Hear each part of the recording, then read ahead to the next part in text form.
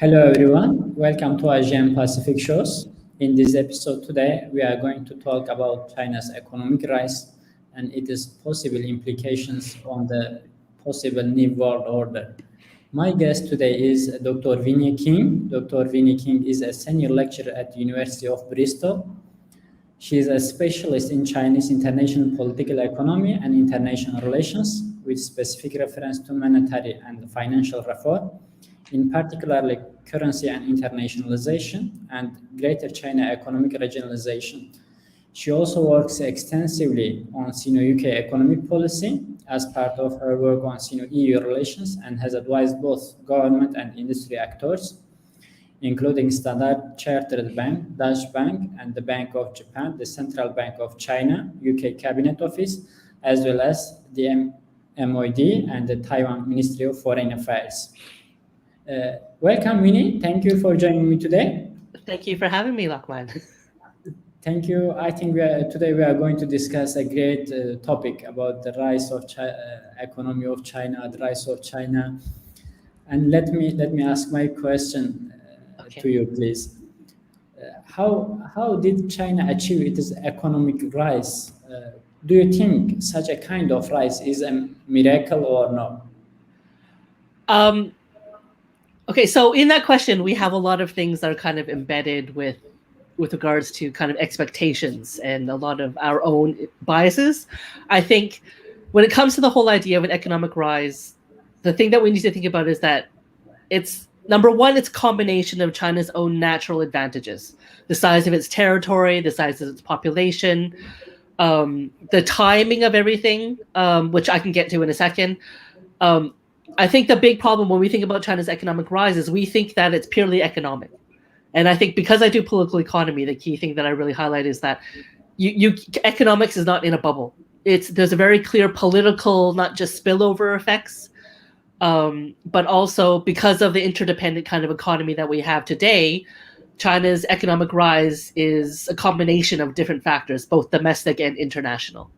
Now, if we go first to the point of whether or not I see it as a miracle, I don't think it's a miracle. I think it's undoubtedly very, very impressive. But when we think of it as a miracle, we think of it as it's never happened before. It's extraordinary, right? And I think we need to really consider that when we talk about China's economy, everyone talks about it's so amazing with the double-digit growth, but how quickly it's risen and all that kind of stuff and how quickly it's developed. We have to remember two things. One, China began when it opened up in 1978 at a very, very low level of development. It had experienced extreme famine, a very, very, very long period of colonialization and exploitation. And so in order for it to grow, when you start low, you begin to grow and it just it will just take off. Okay. And then we go into the idea of whether or not China is an original in its experience, and it's not, because double-digit growth and the kind of growth that China's economy has been founded upon was experienced both by the Japanese, by the Taiwanese, and by the South Korean. It experienced all those things as well. The significance of China is in its size. Because it has a population of 1.3, 1.4 billion people, because its territory is so significant, because geographically it's so well positioned to make use of its ports and its coastline, it's able to really maximize the utility of the resources that it has. So when we talk about whether or not how China experienced or achieved its economic rise, the first is its labor force and its workforce, right? If you skill up and educate that size of a population, it's going to make a massive contribution to your economy and to your development. When it comes to the timing of everything, the Taiwan and South Korea were basically considered the world's manufacturer in the 1970s and the 1960s. What was happening, however, the development of these two economies led to issues that China is experiencing now, and that's the rising cost of production and the rising cost of labor. So a lot of businesses, production and manufacturing industries were looking for an alternative location within which to move their manufacturing. And if you're in Japan, if you're in South Korea, and if you're in Taiwan already, China's not that far. It's actually very, very close. So when China opened up, timing wise, it was perfect, right? So you had a huge influx of FDI, you had huge interest in China, not least because the Americans were also establishing closer ties with the People's Republic of China in the 1970s. The Americans were encouraging not just their own companies, but other companies, Western companies, to go to China to invest. The idea not just of this kind of goal that through economic development we can maybe perhaps achieve some form of political reform in China, but the ultimate goal was to really counterbalance the dominance of the Soviet Union in the region, because we were at the peak of the Cold War at this time, right? So there's a lot of different things going on in this period that contributed to China's economic rise. Of course, domestically, we had policies being adopted by the Chinese leadership, which was very, very conducive towards economic development, as this became a huge focus by the leader under Deng Xiaoping. But there was a lot of historical lessons and alliances that actually contributed towards not just China's economic rise, but as I said before, a spillover effect in terms of encouraging China's position in the international stage in general, diplomatically, with membership within international institutions, which contributed towards a more acceptance and becoming a larger player within the international economy itself.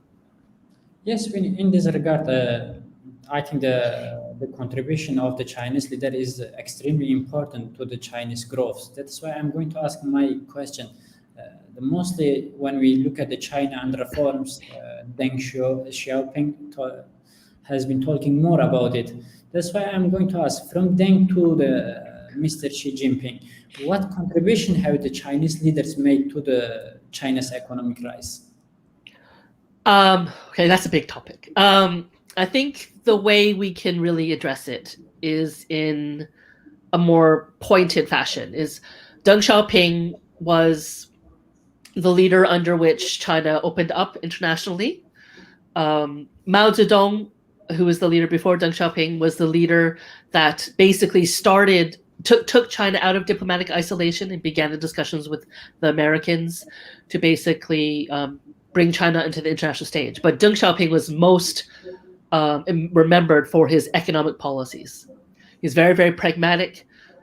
So he was a staunch member of the Communist Party, obviously, and very, very ideological in his approach. But he is very pragmatic in terms of recognizing that in order for China to achieve its political goals, it needed a certain level of economic development to achieve that. So through the adoption of special economic zones, through a more pragmatic approach to saying, you know what, we can find some way to reach a socialist utopia by also allowing for the training up and the skilling up of the Chinese labor force. But his approach was very, very protectionist as well. So he wanted to ensure that China's economic development was taking place, but that it wasn't taking place to the point of being exploited in the terms of the domestic economy. So any kind of FDI that was coming in, any kind of manufacturing that was taking place, all of it was going to be exported. So export processing zones were basically developed, in the form of special economic zones in China, and taking advantage of the coastline of the Chinese nation to basically produce and then export abroad. So what you had coming in was foreign currencies, which obviously helped China with its own development and its own position internationally. We then have the leader that followed upon him, which was Jiang Zemin. So under Deng Xiaoping, things were going very, very well. Jiang Zemin comes in the late 1980s, early 1990s. And as China's beginning to grow and taking a really quite an important role in the international economy as it takes on the position of the world's manufacturer, Jiang Zemin takes a very different step away from Deng Xiaoping, who was very much saying, we need to lie low, don't rock the boat, just go with the rules of the international order with regards to the economy, and just do what we need to do to develop. Jiang Zemin now says, you know what, our economy is growing, we're taking on a bigger position making a bigger contribution to the international economy. So actually what needs to happen is we need to have representation in the international economy. So what we see then is that Jiang Zemin begins to adopt the position that China needs to have membership in major international economic multilateral institutions like the WTO, the World Trade Organization. And it's under him that the negotiations are really taking place, and that China gains membership in the WTO itself. He also actually is the one who coins the phrase of a socialist market economy, where you see an economy with a predominance of public ownership, so really a big role of the state, but also obviously a role for a market itself, right? Following him, Hu Jintao comes in, and he takes a very different approach in terms of the fact that as China develops, there are certain spillover effects that economic development of how it affects China domestically. And that's the whole idea of growing inequalities within China itself, where the haves and the have-nots are, the gap becomes very, very large. China's Gini coefficient becomes increasingly unattractive. The focus, therefore, on this Hu Jintao's concept of harmonious society for economic and social development has a domestic focus, where the leadership in this period is saying, while we do have growing success, and we have, the advantages for a higher standard of living, the level of poverty really is quite extreme in China, and the differentiation between the millionaires and growing levels of corruption and graft means that actually the Chinese government needs to focus on trying to ameliorate the problems of poverty, problems of inequality, and trying to focus on socioeconomic rebalancing within the economy, the domestic economy itself. Okay, he does obviously, as a part of that, promote and encourage the private sector to grow even further. So there's more liberalization in that sector, because if you want to allow for growing private sector, allows for those who are not a position on the coast, but those more in the center, which is where the poverty tended to be located, to actually to have more opportunities for careers and progression and that kind of thing. And then lastly, we come to Xi Jinping, who is the current leader of China, and he takes on a very, very grand kind of approach. He comes into power with this idea of the Chinese dream, very big policies that we're talking about today, like the Belt and Road Initiative, the Made in China 2025, the 14th Five-Year Plan. All of these things are very large. They're very ambitious, and they're very much focused on a combination of both kind of reasserting China's role and position on the international stage. So a hint of Jiang Zemin in that case, where China has taken over Germany in terms of its GDP in 2007. It took over Japan in 2010 to become the world's second largest economy. And if we are the world's second largest economy, we should have a role to play in the international economy as well. We should have representation. We should have some sort of influence, and not be under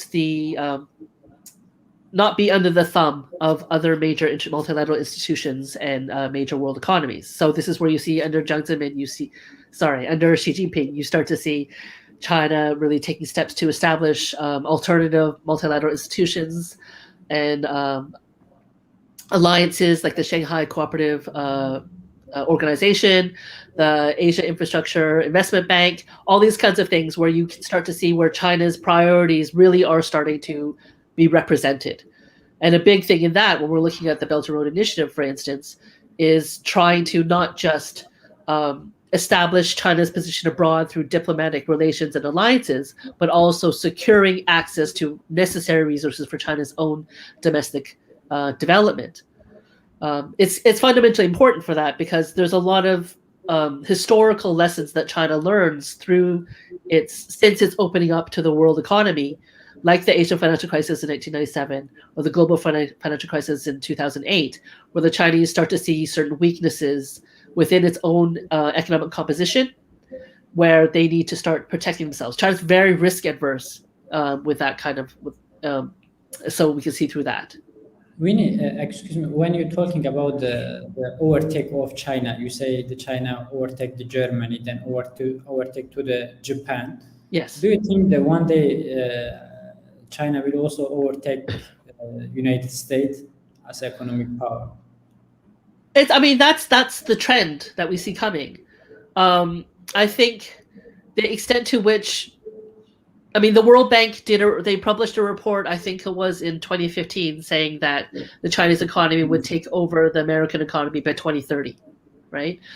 That obviously is based upon a status quo that we saw occurring just after, with the recovery of the global financial crisis. Now, when we see Trump coming in and Make America Great Again and policies that are being continued by Biden,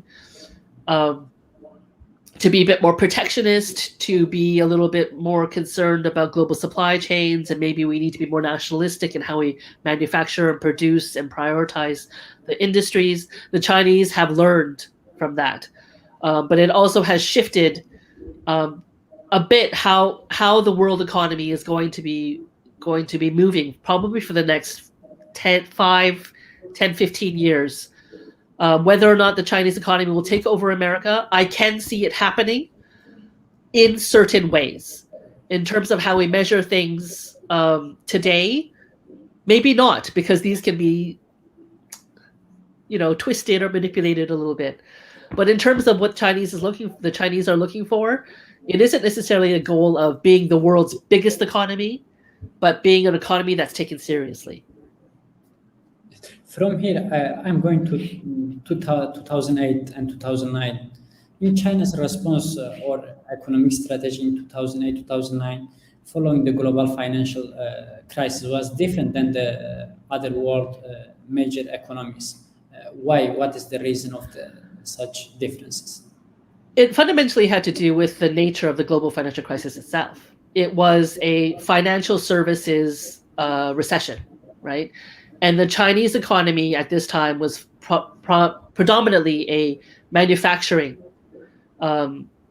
composed GDP. So how China was impacted by the global financial crisis was very, very different than you saw like America or Great Britain or Germany or France or Japan, for that matter. So, but it was very strongly impacted. And so what I mean by that is, so global financial crisis hits in 2008. In 2007, China's GDP growth rate was 14.2%. Okay. And so, I mean, that's very impressive in terms of like double-digit growth and all that kind of stuff.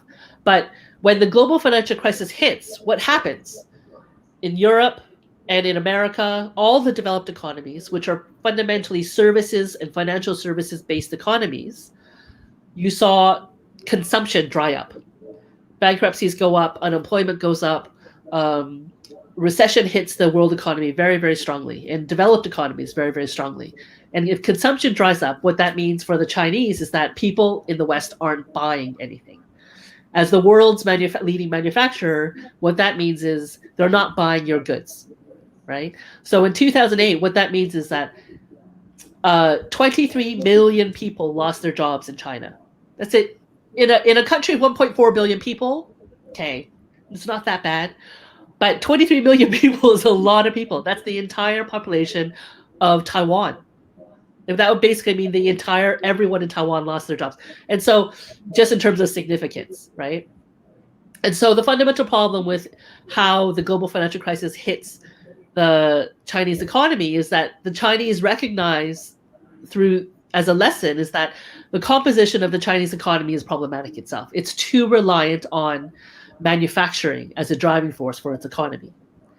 So what it does as a response is it has a huge stimulus package of $575 billion, ultimately focused on infrastructure, right?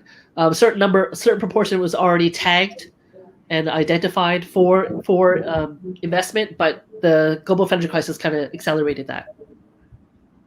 And so what ends up happening is that as an export demand founded economy, it's highly unstable and vulnerable to dramatic shifts in in consumption patterns, right?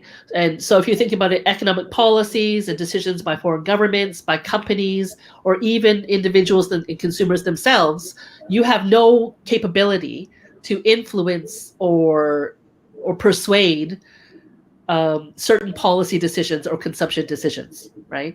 And so you're completely vulnerable to these kinds of things. And if that's the case, ultimately what that means is if this is the foundation of your economy and the driving force of your economy, if there's a dip, your entire economy will take a dive.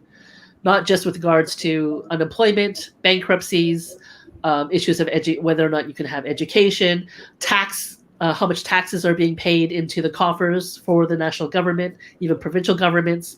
All of this is impacted.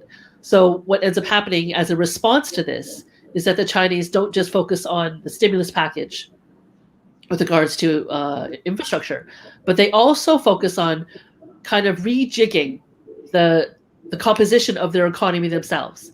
And so I basically, through my research, I basically kind of mocked at this kind of model where in terms of following the global financial crisis, the Chinese have developed a new model, which is more of a sustainable economic development kind of approach. Sustainable doesn't necessarily mean green. To a certain extent it does, because green technology and sustainable development is important for the Chinese economy, not just in terms of industry-wise, but also in terms of China's own interest with climate change. But in my model, when I talk about sustainable economic development, it's comprised of economic rebalancing, economic diversification, and active engagement. And what I mean by that is rebalancing as a means of moving away from a very manufacturing, export-oriented economy to a composition of an economy that actually is more balanced. So that's why we saw the Chinese promoting the services sector, in particular the financial sector and the retail sector, trying to promote domestic consumption. Okay. Diversification, economic diversification as the second part deals with the fact that before the global financial crisis, the Chinese were very much in bed with the Americans with regards to holding American dollar, treasury bills, bonds, American currency. They didn't have a diverse reserves. And so when you had a financial crisis, when the American economy takes a dip, so too does its currency. Right? Its currency fluctuations actually have a potentially very strong negative impact on the Chinese economy. And so the Chinese economy moves away from purely holding an American dollar heavy kind of reserves to one where they diversify. Okay. It's actually during this period that we start to see the Chinese really, really push for renminbi internationalization and the creation of renminbi hubs. So that their own, as part of their financialization and the maturation of its financial sector, where the Chinese own currency becomes one of its the stakes in its economic development. And it's a really big step because the Chinese have certain lessons that they've learned from the 1997 Asian financial crisis with regards to currency speculation that the Chinese are very concerned about, right? The third is active engagement. And what I mean by that is what the Chinese tended to do prior to the global financial crisis is that they would accept foreign direct investment, they would produce, and then they would export, right? They would, of course, engage in some level of overseas direct investment. In the year 2000, they adopted this go out policy where they encouraged Chinese firms and Chinese investors to go abroad, to invest, to engage in mergers and acquisitions and all that kind of stuff. But with the global financial crisis, what ended up happening is that there was, for lack of a better term, rather a kind of fire sale of infrastructure, very, very lucrative investments, because in the West, there was a lot of assets that needed to be sold off. In the UK, the Chinese became involved they bought up a local airport in London. They were asked to participate and invest in Hinkley Point C, which is the new nuclear power plant, in the construction of it.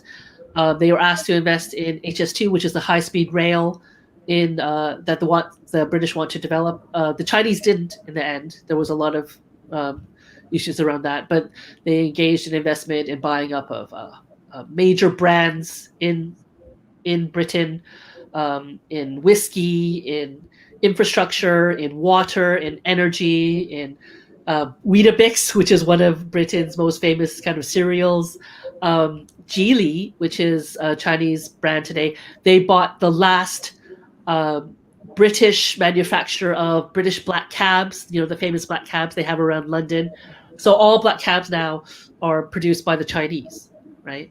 But then we also have major Chinese companies which went abroad and they, through mergers and acquisitions, they bought property, they bought investment in soccer teams or football teams, and so active engagement becomes a matter of that the Chinese therefore are engaging abroad. They're diversifying their economic portfolio, not just financially, but also with regards to assets. But we also see them engaging actively with regards to developing economies, whether it becomes a matter of diversifying who their resource partners are, who the partners are with regards to getting natural resources, oil, cobalt, copper, steel, all those kinds of things. It's ultimately where we start to see China really engaging with sub-Saharan Africa quite dramatically. Obviously not to levels that we have seen. The level of investment and level of trade we see happening with certain African countries and the Europeans is much higher, and particularly the French.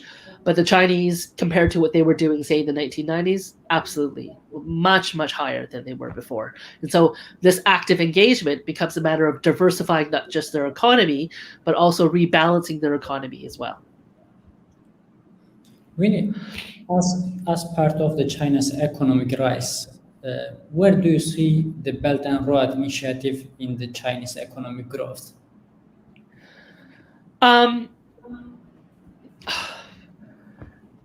It's a mega project.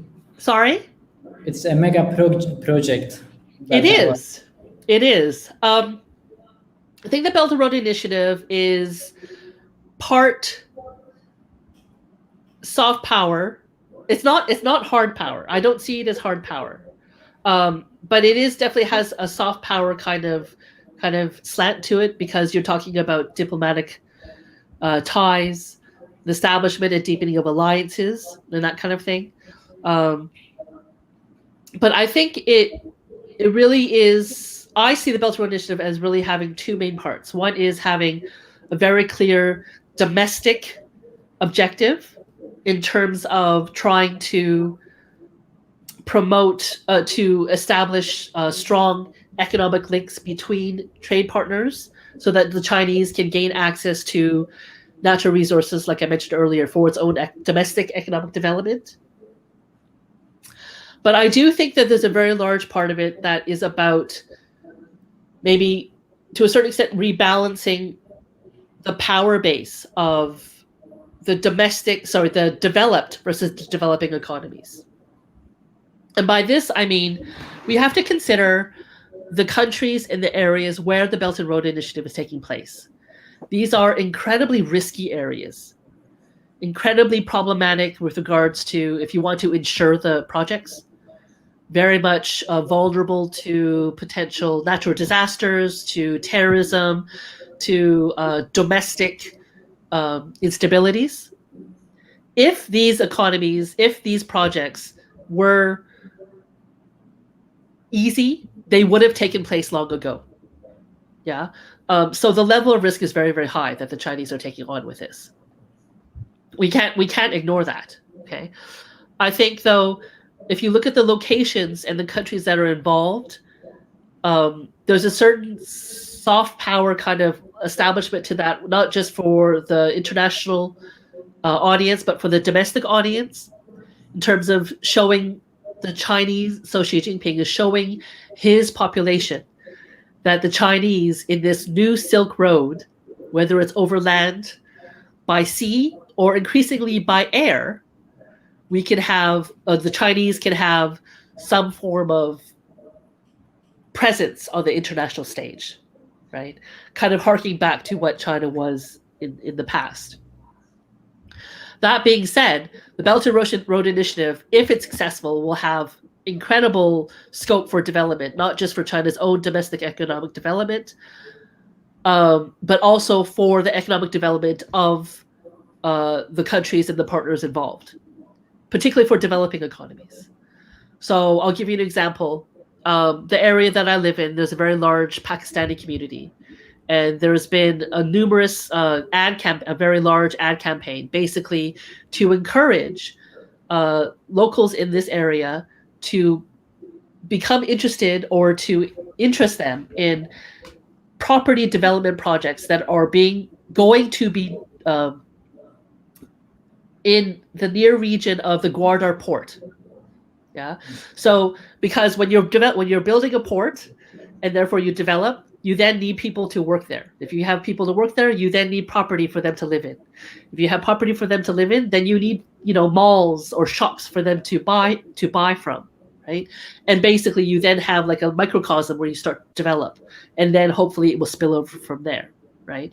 If it's successful, it suggests something very significant for the developing world, something that is far-reaching than anything that the IMF and the World Bank or the Americans have been able to succeed in. So where do I see it contributing to China's economic growth? I think there's a lot of potential, but I think there's a lot of risk that a lot of people don't take into account that the Chinese are taking on, not just for the Chinese, but also for their domestic host partners. So but the scope is real, definitely. Winnie, do you think the Chinese economic model as a rising power can offer an alternative to the Western economic models?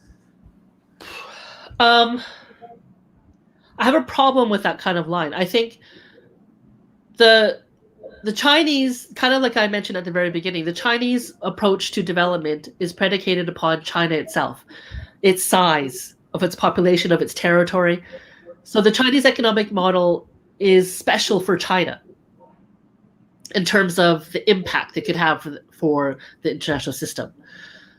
The one-size-fits-all kind of cookie-cutter approach that the Western economic model has proposed, whether it's through the structural adjustment policies adopted, imposed by the World Bank and the IMF, the International Monetary Fund, or whether we're talking about the modernization theory, which was adopted very, very early on, which basically said it's just this kind of ticking the box approach, step by step. All you need to do is A, B, C, D, and therefore you will develop and successfully develop. And I think what it forgets, this kind of cookie cutter approach forgets, is that there's a very clear kind of cultural context, historical experiences. In the case of China, colonialism. In the case of China, very, very divided China. 9 different imperial powers trying to carve up the Chinese economy, the Chinese territory, the Chinese people. And of course, the current resource base that individual economies have. Its labor force and workforce, its population, the extent to which they have natural resources, the extent to which they're landlocked. The Chinese economic model, I think, as an alternative to Western economic models, is its significance, I think, is more in the point that you don't necessarily have to just adopt a whole hog, the Western approach. The Chinese economic model in itself is a hybrid. The socialist market economy is a hybrid, right?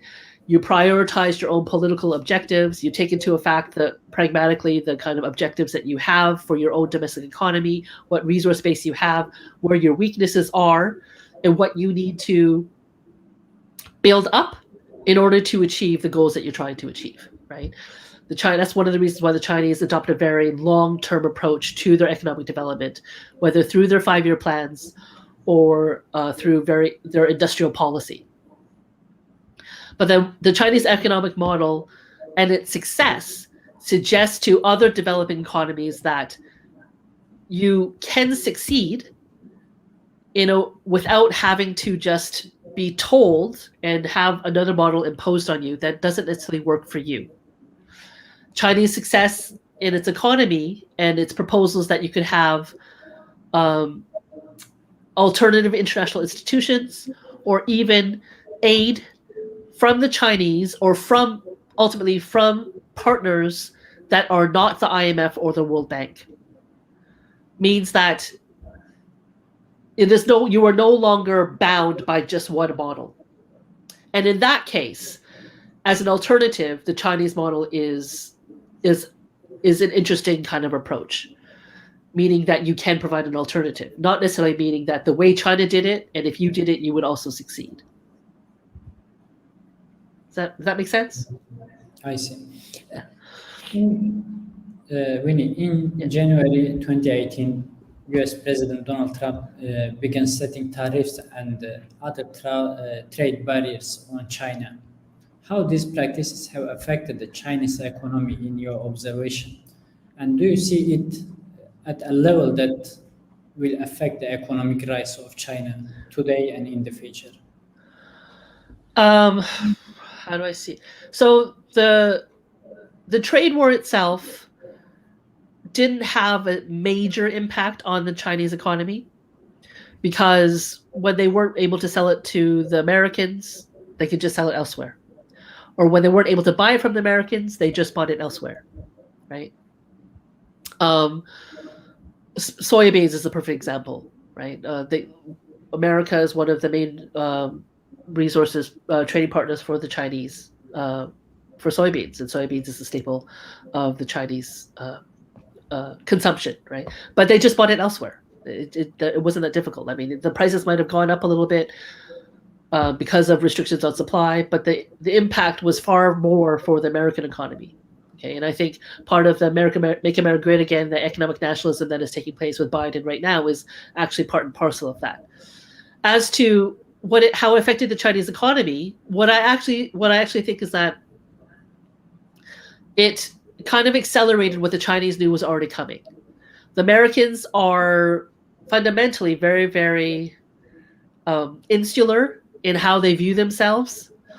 And so they want to maintain their position as what is fundamentally the world's superpower, right? The world's hegemon. And one of the ways to do that is to maintain its position as the world's largest economy, the world's major economy, right? And in order to do that, the certain things and powers that come with it, and that is a matter of influence. Coercion, that is, you're able to dictate to your trading partners or to other economic players what you want, and basically they adapt as a response. The Chinese adapted, but they adapted in a way I think that the Americans weren't used to. What the Chinese did was they rejigged their economy focus a bit to be far more domestically focused. And what I mean by that is domestic consumption, household consumption, the matter as a means of, if we can't sell to the Americans, we can sell elsewhere, or you know what, we have a population of 1.4 billion people that can buy the goods that we're making, right? There's no other economy in the world, save India, that can do that, except for the fact that the Chinese have a higher PPP, right? We then can also look as a matter of how the trade war with the Americans also accelerated certain things that the Chinese were already preparing for. So when we had problems with Huawei, with ZTE, that kind of thing, the fact that Android basically was under orders from the Trump government was required to basically exclude Huawei from the Android operating system. Huawei just, okay, here's ours. Here's our operating system. We knew it was coming. They knew it was coming, so they had it ready. Obviously, it has certain bumps in the road because Android has had many, many iterations and has far more experience with the consumer base. But the Huawei operating system is already out there, and Huawei is becoming a larger market share in the developing economies compared to other smartphone companies. So if you can lock in developing economies to take on not just your smartphones and your operating system, but as part and parcel of that, your 5G network, it basically means that you're now forcing people to choose. Are you going to go through the Western model, or are you going to go for the Chinese model with regards to tech, right? We then see that spilling over into artificial intelligence, how we deal with issues of data, how we deal with issues of cyber tech and all that kind of stuff. And this is why we see a lot of discussion right now about how all the 21st century economy, which will be based upon these kinds of things, how it will be regulated. Whoever sets the standards, whoever sets the regulations, will be the leader for the 21st century economy. right? And the trade war really kind of pushed that forward, and kind of leapfrog certain steps more than I think the Americans had anticipated. I think they expected the Chinese to have capitulated, and the Chinese didn't, because they knew they could read the Americans quite readily. The Americans have a playbook, and they haven't changed the playbook since the Cold War, and so it's quite easy to see how they're going to behave next. There's also a fundamental science that the Americans expect the Chinese to behave how the Americans expect the Chinese to behave, rather than the Americans expect China to behave like China, right? So in terms of how this will affect the Chinese economic rise, if Biden continues along this line, and there are discussions as to whether or not Trump will run in 2024, the idea that the Americans are moving towards a more national or regional supply chain means that you will start to see divergence and the move away from pure global interdependence of the global supply chains and of the global economy, right? So in terms of the economic rise, it could have a very, very strong impact on the Chinese economy to advance it further. Because you start to see developing economies, which it's starting to embed itself or root itself, partially as a benefit of the Belt and Road Initiative, to basically promote China's position. Kazakhstan is the perfect example of that, right? So in terms of economic rise, there's a lot of unexpected, I think, results that the Americans will see, given the approach that Biden is continuing. So we can see in terms of China's share of global trade, from 2000 to now, so 20 years, China's global trade has grown fivefold. Yeah, standing at about 10.4%. And so the trade, in terms of trade barriers, the trade war, it hasn't had a major impact on China. I think it's just shifted where the focus is for China. When we talking about the trade wars, many topics following this subject, like Huawei and tariffs and everything. In this regard, I'm going to ask about what is the weakness of the Chinese economy among these issues. Yeah. There's a lot of different things we could talk about in terms of property bubbles, issues of debt, and all that kind of thing. I think at the core, though, of the Chinese economy, there are three things. One is its demographics, right? It's one of the reasons why the Chinese have moved away from the one-child policy to the two-child policy to the three-child policy. The demographics of the Chinese is problematic in terms if you want to maintain the momentum for the Chinese economy. And all the major developed economies are experiencing this as well. Japan's a perfect example, right? It's one of the reasons why. So we have an aging population, and we have a very inverted triangle of the demographics, where you have a very, very large aging population and a very, very small youth population. And it's the youth that is not just going to be driving the Chinese economy, but it's going to be filling the coffers of the Chinese economic tax base, right? And when you have one child marrying one child, but they have 4 parents to look after and 8 grandparents to look after, because the Chinese social welfare and care system is underdeveloped. How then do you pay for that, right? It's one of the reasons, therefore, we see China with the Made in China 2025 policy focusing very much on healthcare, robotics, very much kind of what the Japanese are trying to do with its own demographic issues is, can we have some form of technology to help fill the growing gap that we will be expecting with regards to the care sector, right? So demographics becomes a very, very big issue. If you're trying to promote an economy that's very much technology driven, that's great. However, with regards to China's demographics, there are certain gaps in China's economy with regards to demographics that it has yet as of yet been unable to fill, and that's in the area of the creatives. Yeah, in terms of if you're doing research and development for innovation and for technology, China's doing really, really well at it, but that creatives gap is very, very important, and China's trying to buy it in, encouraging foreign workers to come to China to a certain extent. There are obviously certain political value problems that come to play when it comes to whether or not foreigners want to go to China to work, but that's a key problem. A second part is the fact that China is inherently risk adverse. Okay, through its historical experiences, the Chinese like to prepare. They like to test things. They like to test their policies to ensure that if we have any issues, there is no major spillover effect or contagion effect within the Chinese economy. Okay, it's one of the things that the Chinese learned, not just from the Asian financial crisis, but the global financial crisis. If you have something like a Lehman Brothers or a too big to fail, which is what the Chinese are going through right now, how in the world do they manage that? Because the expectations of their local investors are very, very different than what you would have in the West. And lastly, I think a big risk or a big weakness in the Chinese economy, in particular with regards to Chinese political policymakers, rather economic policymakers, is that China's never experienced a recession. And we can test things up to high heaven, and we can learn lessons and talk to policymakers from other countries in terms of how they dealt with recessions, how they try to manage recessions.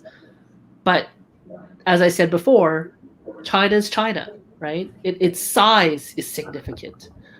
And all the kind of weaknesses that will come into play in China's economy will multiply upon each other if China does have a recession. And so when it comes to the impact for China's economy, we don't know what that will be. And I think that's the biggest concern that the Chinese government has. Now, I'm going to mention my last question to the topic title, New World Order. Winnie, do you think that the economic growth, which is the main element of the China's rise, will also lead to a new world order that is China-centered and has a more prominent economic aspect?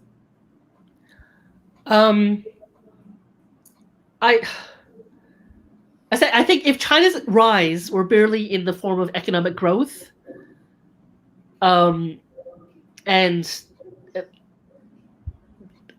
wouldn't be talking about a new world order, right? So like I had mentioned before about the fact that the Chinese have established alternative multilateral institutions, right?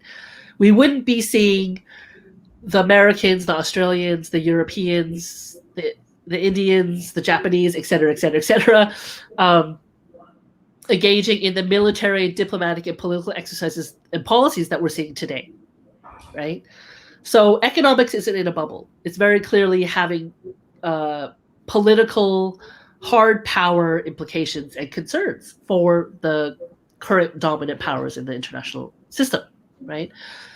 I think a willingness to join and to be part of international institutions and organizations that are led by the Chinese, by Europeans and other major economies and major political powers is a significant one. But I think the idea of a new world order is not predicated upon China. It's predicated upon America. America has chosen to be absent in certain spaces. Yeah. And by being absent, they have created space for an alternative player to have more influence. And by allowing this space, it means you now have alternatives.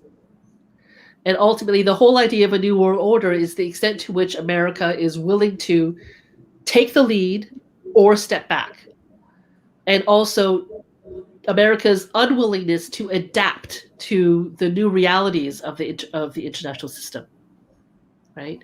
One of the reasons why the WTO is problematic in its capacity for governing the trading system is because it is dominated by the developed economies.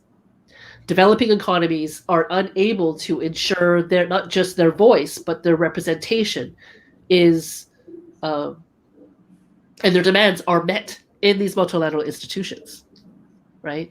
And so when you have stagnant or unyielding multilateral institutions or major powers that aren't willing to recognize, you know what, we need to work in a different way, we need to adapt, it leads to a suggestion that, you know what, a new world order really is necessary. And it isn't necessarily voiced by China, but it's voiced by the media, it's voiced by other developing powers. I'll give you an example. When Trump was elected in 2016 and they had the meeting at Davos, it was the first time that Xi Jinping went there, right? And the very first question is, now that Trump is in power with his Make America Great Again and his very much economic nationalistic approach to America's role on the international stage, China needs to step up. So people were calling upon China to take the role and take the reins of the international economy and the international system. Xi Jinping made it very clear that's not his intention. Yeah. For one thing, being the leader of the international system costs a lot of money, and it costs a lot of effort, and it's a huge burden. You have to want to do it. And we have not yet seen any inclination by the Chinese that they want to lead the international system. Okay. I think another thing that we need to also look at is that China is adopting certain policies like the Belt and Road Initiative, right? Where you have major world powers and economies coming together, though, to try and challenge or provide alternative to these major projects adopted and policies adopted by the Chinese. So the BRI is being challenged by Biden in the G7 meeting with the Build Back Better infrastructure strategy, right? He proposed that in June 2021. In 2019, the Europeans and the Japanese came together to create a partnership on connectivity and infrastructure as well, ultimately directly to challenge the BRI. If China, if the current world order, this current status quo was stable, you wouldn't see that happening. That being said, however, even though they're specifically targeting Chinese projects, it doesn't necessarily mean what we're seeing is a new world order where China's at the center of it. What we're seeing is more indicators that China has, as I said before, provided opportunities or provided a light to say, you know what, you can have development, you can have a role in the economic system, you can have a role in the international system that isn't dictated by the major world European and Western powers. Actually, you can have it a bit more on your terms. Winnie, excuse me. In Yes. this regard, I'm going to ask one small question. I remember something. Yes. When you're talking about the G7 and the European countries, do you think practically they can has potential to compete with China? Because I remember during following the G7 meetings, Ms. Merkel said that yes, we're talking about some economic things, but there is no money. Yes, there is no money. Yes, but China now put it the money, not only in the Asia or Europe, also put it in Africa, in Latin America. Yes. In this regard, and also we have, I think, the Soviet Union examples previously from Marxist theory to other economic practice. Soviet Union tried to do something, but at the end of the day, it collapsed. Yeah. Yes, I'm wondering really, because especially when we're talking about the Belt and Road Initiative, someone say it is successful, someone say it is a debt trap. Yes.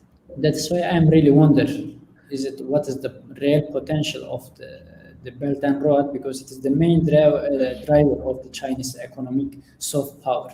It really has potential to lead a new international world order, can compete with the liberal international order. Well, okay, so the thing you need to understand is that however China engages in the world economy, it actually does maintain the basic principles of the neoliberal system. Yeah, it wants free trade. It wants to engage in the free flow of goods and services and all that kind of stuff.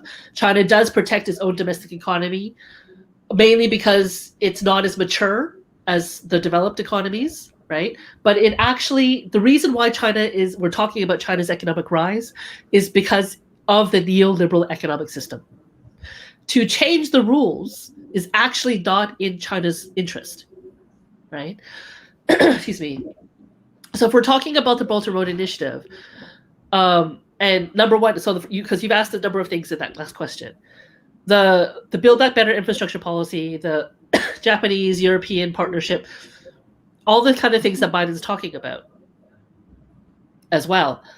Merkel's right. There's no money.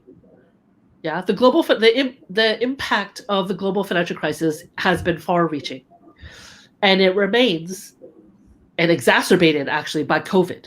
Yeah, and it remains that the major world economies are still very much laden in debt. They're burdened with a lot of debt. They don't have the financial capability to pay for the unbelievable amount of money that these infrastructure projects are calling for and requiring of them. Right? Now, the idea of the Belt and Road Initiative being the seeds for an alternative world order, I question that. Okay, one, like I said before, it's what China's doing is very, very risky. Right? That's why it does diversify its risk. And how it's doing it isn't just a matter of using like debt. But China's not taking the full brunt of the financial burden. Host countries have to do it as well. You're also using state-owned enterprises, private enterprise, so public-private partnerships as a means of trying to fund things and run things, right? Excuse me. So I don't see it as the seeds of a new world order. I do see it as an important part of its soft power. I agree with you. But the extent to which we can see it as challenging what we have today, that will take at least 20 to 30 years to figure out.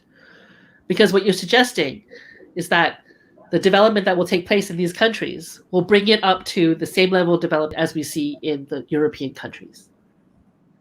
I asked this question because when I look at, for example, the West or the US-led, how I can say, projects, I think the most of them lack of the economic side.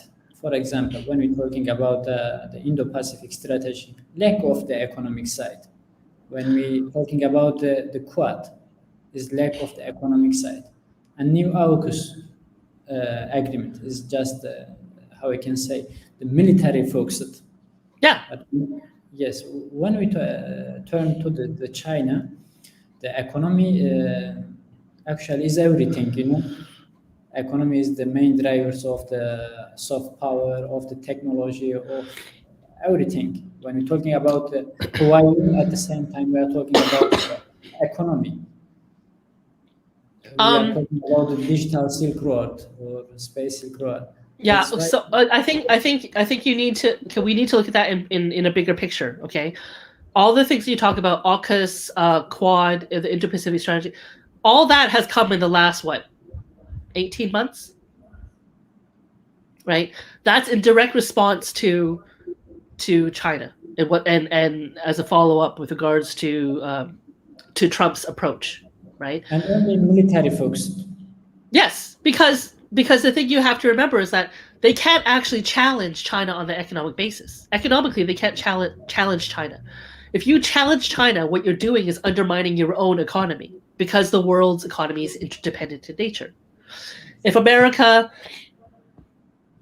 so the trade war that we saw with Trump, under Trump rather, it had a very, very strong impact on the American economy, in particular the red states where Trump was very, very popular, right? Agriculture, right? Because if you do something to China, it will impact you because you know what? China buys from us, right? China sells to us. And if we don't buy it from China, where are we going to buy it from? Either we have to pay a lot of money because we're buying something that is far more expensive in production. So for instance, if I want to buy a TV, I could buy a Hisense TV, right? Which is pretty cheap, reasonable quality, or I buy Sony. There's a big difference in cost there, right? And the majority of people will choose the cheaper one. Yes, the cheaper one. Because that's what they can afford. Yeah. So you can't challenge China economically because you will automatically impact your own domestic economy. Like there will be a detriment to your own domestic economy, right? So there is a very clear alternative And that's to show your hard power capability, right? And your hard power capability is a matter of showing China, listen, we want you to do something. We want you to behave in a certain way. You need to fall in line, or this is a threat that will come to you, right? But you have to remember that these kinds of policies aren't new. So under Obama, you had the 2008 Asia pivot, right? Where Obama not only establishes new military bases in the Asia Pacific region, but actually also encourages very strongly the South Koreans to adopt THAAD, renegotiates with Japan in terms of their pact, right? Their agreements. So China's economic rise has always been a concern because they see China's economic rise not just in terms of economic, but also in terms of political and territorial and diplomatic. The idea of Chinese expansionism then comes in, whether or not China will use its power and then try and territorially expand its influence. And that's one of the things of how they view the Belt and Road Initiative. Yes, I think we can say China successfully able to turn its economic power into hard power projects or military power projects. But it's not really in its interest. Right? From China's perspective, I mean, this is different than just China's economic rise. If you were talking about a new world order, like I said before, for China to become the leader of the new world order, it has to have the willingness to do that. And it isn't just financially expensive, but it's militarily expensive. And then you will need to see China actually doing exactly what the Americans are doing. And the Chinese haven't done that yet. Yes, we have Djibouti, which is where we see China's first overseas base. But depending on whether or not you believe it, that it's just for kind of helping with issues of securing trade routes and piracy and that kind of protecting against piracy. That's it's up to you to believe. It does suggest that the Chinese do have significant interests abroad that it is willing to protect and is willing to protect with military force. But the extent to which we are seeing Chinese expansionism is a whole another question, because it requires a commitment from the Chinese population, and from the Chinese Communist Party that is something that has never been discussed by the Chinese Communist Party before, at least not openly. I mean, China is a bit of a black box as well, right? But fundamentally, in the Chinese Party state, a key driving force behind its economic development and behind its own political growth and development has to do with national security and territory, securing its territory, securing its interests, right? And so if we see a shift in that, the population has always been very, very clear. That's why Hong Kong's so important. That's why Taiwan's so important, right? Tibet, right? Xinjiang is so important. If we start to see a shift, and it would be a big shift away from just we need to protect our borders, we need to protect our domestic interests, to look, we now have significant interests abroad, be it in the Belt and Road Initiative, be it to do with foreign direct investment in sub-Saharan Africa. We now need to send our military abroad and protect it that way. Oh, and by the by, if the local government, the host government, doesn't do what we say, we are going to respond. Like that's a whole different kettle of fish. That's something that we have never seen China actively engage in regime change as we have seen in other countries, other major powers. There's a lot of things that other major powers engage in that the Chinese have never touched upon. Chinese were compelled to engage in the UN peacekeeping missions. Now they are the largest representative with regards to peacekeeping missions, but they have a certain role to play, right? They have certain limited responsibilities to play. And so we need to be careful about what we're saying with the New World Order. New World Order is not economics in a bubble. The New World Order is diplomatic, political, military, aid, natural disaster relief, humanitarian intervention, responsibility to protect, like all those kinds of things, which are things that the Chinese have not had any kind of major profile in, right? So if you're asking for China, whether or not China will do that, as of yet, we don't see that kind of footprint. As to whether it will in the future, I don't know. I don't have a crystal ball. Okay, Winnie. Thank you very much. I think we come to end of our show. Thank you for having me. You are welcome. Thank you very much for this amazing information and amazing discussion. Thank you. Okay. Thank Bye. you very much also for our audiences. Please don't forget to subscribe to my channel and share our videos. See you in next program.